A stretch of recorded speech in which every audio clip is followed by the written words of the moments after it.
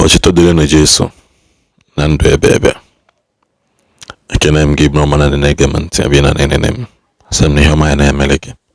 So na as you go see now here early morning service section to Reverend Father Joy Nwebe. Early morning section here. So no more na agụpe ụzọ agụpe ọnụ. I keep saying it na ọ amahokwu butere asịsị ya ọ bụ na ịgwa mmadụ wee determine ihe onye ahụ ya asa gị. And I keep saying this thing. For ndị na-asị should be careful for Reverend Fathers and cows. You people are not also, you people are being partial. Because can I say mother be careful? So does it mean that no one cause a young man? Or because you guys have been doctrinated to understand and to believe, because your Reverend Father called him arrange, called him non use imago number so you maka crowd puller, all those things, all those who kwahagase. So people have now realized that now no one can be fake, because you shouldn't be regarded as anything. Can you not do careful maka father? Because why? Can go one mistake I know gonna name that this issue now go on now. Well, I was saying it from beginning. Pray for your representative when you're bringing in support, to pray for the person. And I'm happy that the Reverend Father is praying for Evangelist Ebuka and people are joining it to pray for him in times like this.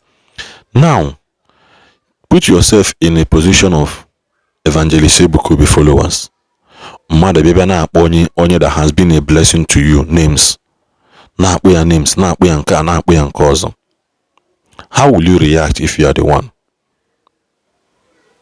I mean, people react differently, but you, how will you reply? You that has been on social media now, and now it does and does, and now now have been a blessing to you. What will you do? You just say bankete, because now when Reverend Joy Nwebe was crying and doing all those sort of things, so Akwumi this my channel saying it is time for everybody to go back, because one day mmadụ ya eji ọnụ kwute ihe ya Yesu okwu that will divide the church, which na Reverend Joy Nwebe ekwugo that thing okwu gị ya unu here say na Evangelist Ebuka Obi use the destinies of children na Abia Zion ministry. Do you know how implicating that statement is? Do you know what it means for somebody to say that na ndị niile ụmụ nwaanyị na-abịa abroad, that their children nisi abroad abịa, that their children will not amount to anything? Mana go and eje abroad preaching. So does it mean that your followers will not amount to anything? Then you kwukwasị na ego ekwesịrị ije wee empower church ewele anya ofu onye an individual wele general estate. I was saying all these things, and everybody should keep quiet, because I for one mother. There are some things here kugide. At the end of the day, you will end up saying what you are not supposed to say, and that thing will become a trap for you. Just like Mbaho Emelo Gechi arrest, you know, for the video governor yes, I don't know where that pata. Uno for that thing, and that thing was what cancelled whatever thing he has against Ogechi Okekenjaka. That thing was what cancelled it. So JPAC no one can when he play video mba no get you send the kidnapper as a chobia gene no make ego no ichef uzia na ngwa kwuno on your own part na nara achọgụ mma.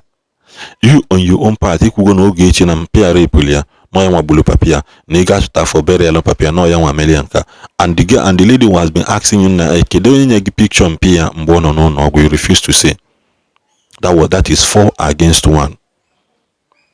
Kiku go 4, nyanwa kui 1. Go busy when anka, forgetting that you have said 4 already.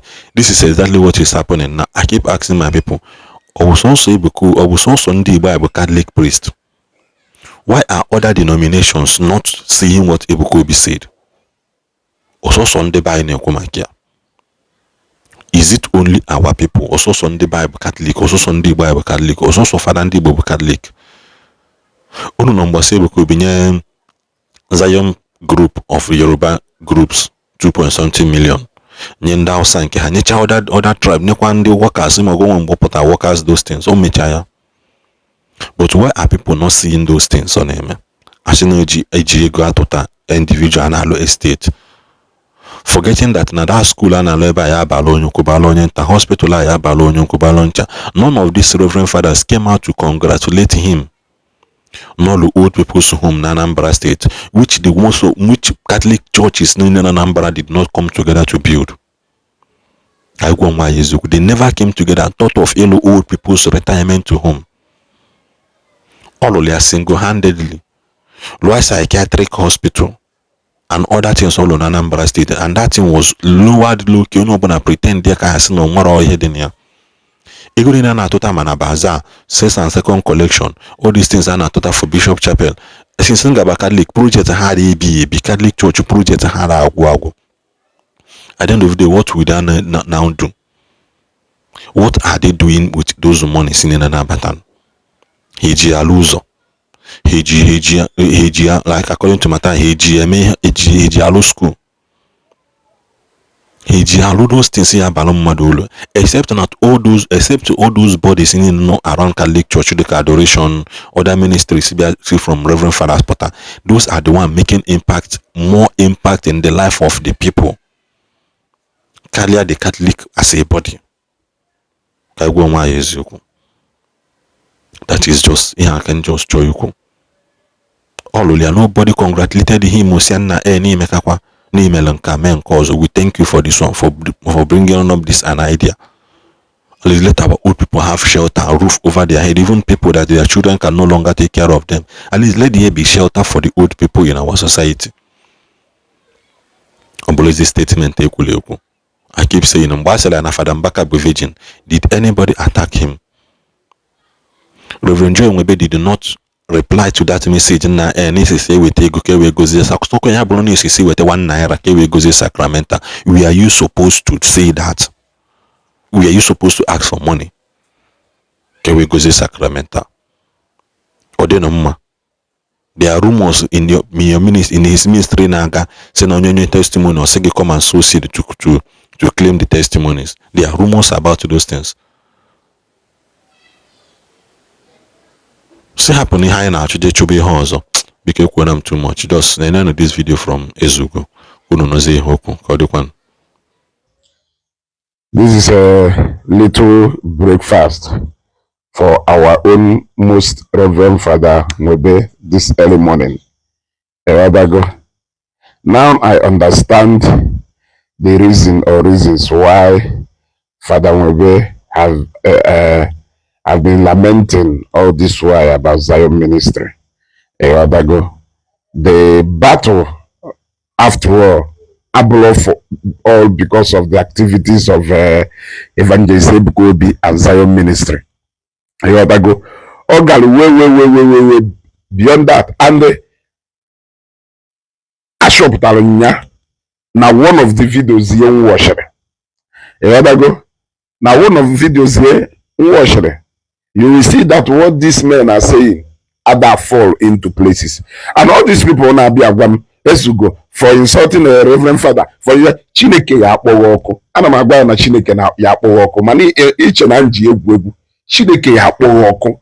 If you keep coming to my comment section to remind me that no one na address a Reverend Father, Chineke ya akpọwọkụ. I wish you use that time ija na my comment section na konya nyampo. Call all your Reverend Father to order. I wish you can do that. I wish you understand critically that in this life, I know that your reaction is only what you have control over. That your actions, rather, is what you have control over. But the reaction that will come after that action, you don't have any control over that. In other words, why can't you people advise them to have control or to take control of their action right now? Because for as long as they don't want to control their actions, the reactions will keep coming because they are stepping on people's emotion. Having said that, I realize that the problem, however,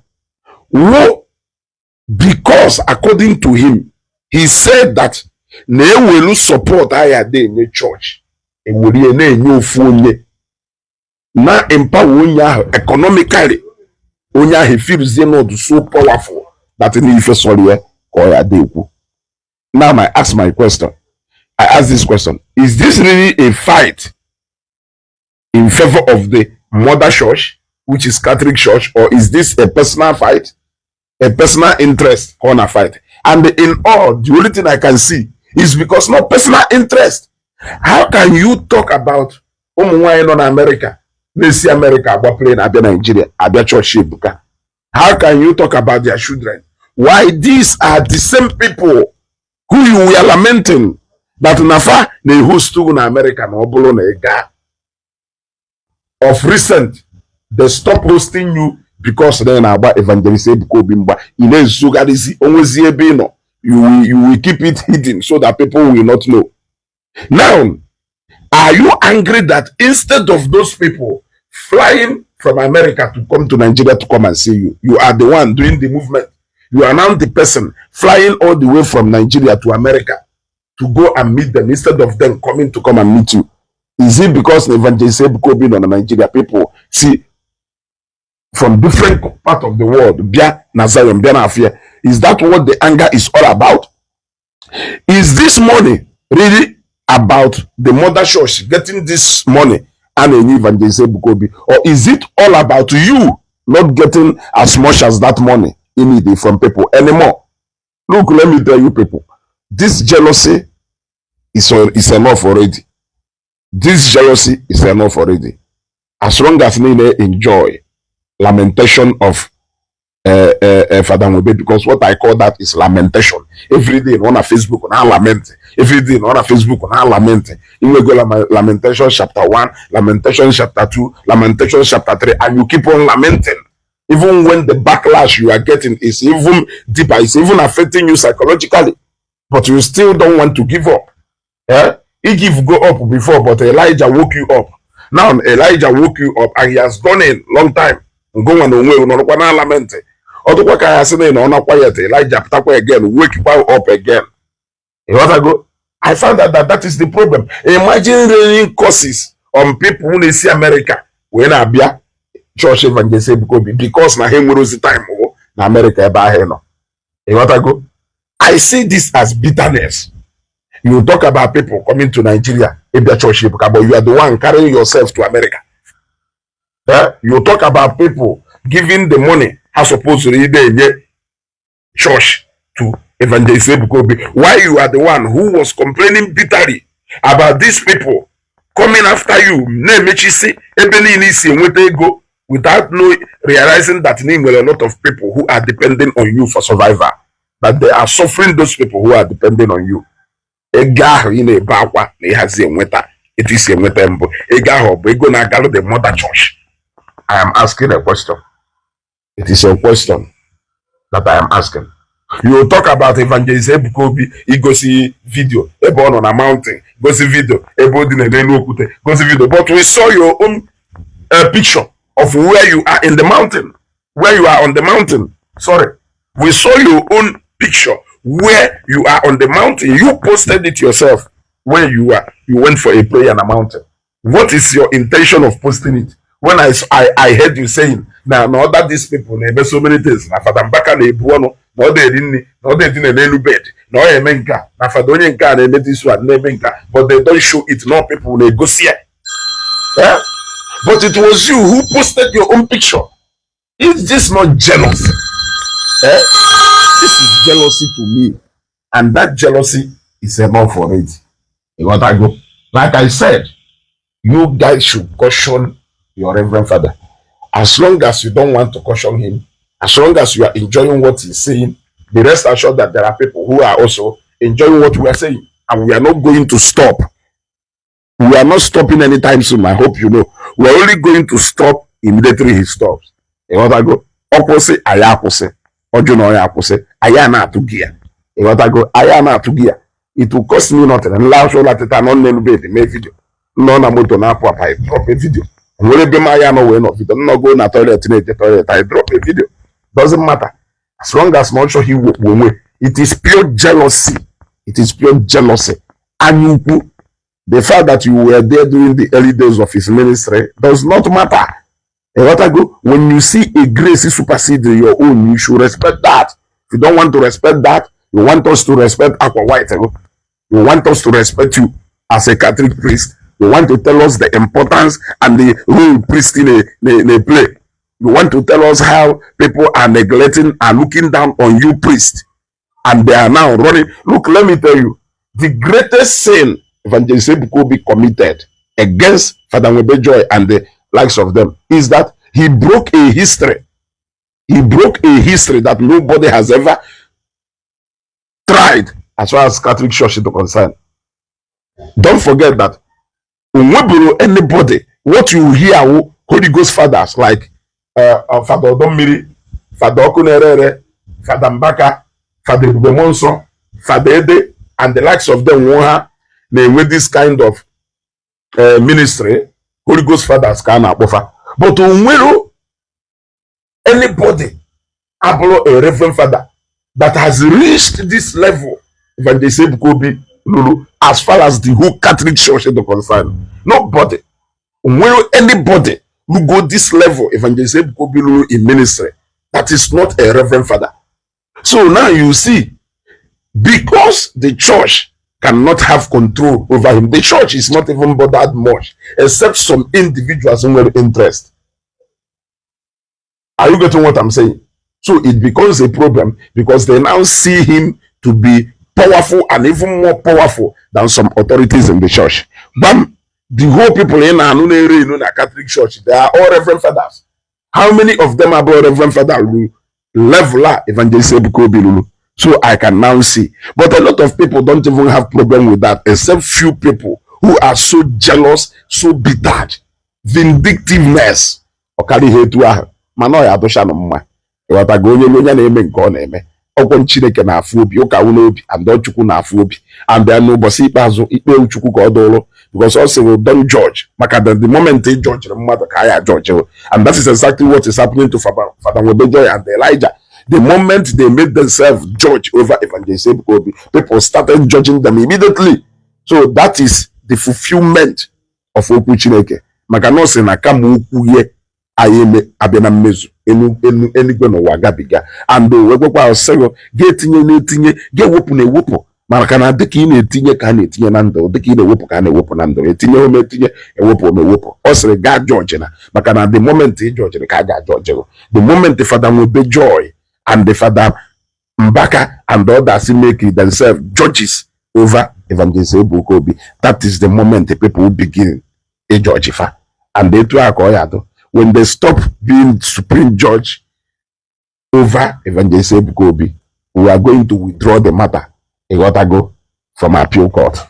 I'm an even Jew. I'm an Supreme Court is the highest judge. I gotta go, but appeal court, you are appealing what people have said. So that is why you use those two examples.